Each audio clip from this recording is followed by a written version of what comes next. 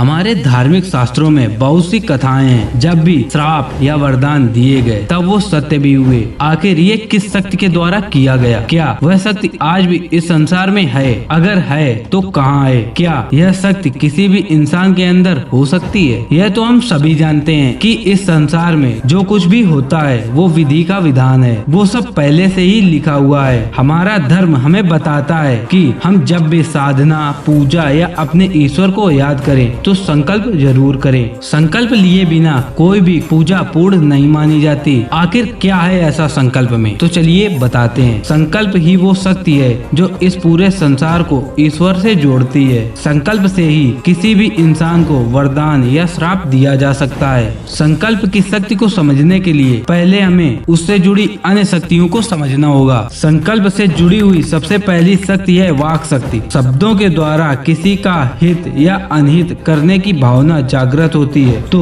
ये भावनाएं इंसान के अंदर एक तीव्र शक्ति पैदा करती हैं। और क्योंकि हम उस भगवान का ही अंश हैं तो वो वाक शक्ति हमें ब्रह्मांड को आदेश देने की शक्ति प्रदान करती है। इसी वाक शक्ति से मानसिक शक्ति पैदा होती है। मानसिक शक्ति से हम अपनी इच्छा को मजबूत बनाकर किसी का भी अच्छा या बुरा करने में समर्थ हो पाते हैं। तपस्या, धर्मवादिता, भक्ति, योग और ब्राह्मण से श्राप देने की सबसे बड़ी शक्ति बनती है। जब यदुवंशियों को ब्राह्मण द्वारा श्राप दिया गया तो यही वो शक्ति थी जिसका प्रयोग करके यदुवंशियों का विनाश निश्चित हुआ। समय बीतने के साथ साथ श्राप वाली सभी घटनाएं सत्य होती चली गयी और श्राप सत्य सिद्ध हुए। यही है संकल्प की शक्ति। कलयुग में श्राप क्यों नहीं लगता? तो चलिए बताते हैं। श्राप देने के लिए संकल्प का होना अति आवश्यक है। संकल्प के लिए आपके अंदर सत्य, निष्ठा, वाक व शुद्धि होना उससे भी ज्यादा आवश्यक है। कलयुग के बारे में पढ़कर अभी तक आप इस युग के लोगों की हालत जान ही गए होंगे। सत्य, दया, पवित्रता और तप ये धर्म के चार स्तंभ हैं। कलयुग के लोग इन सद्गुणों का आचरण नहीं करते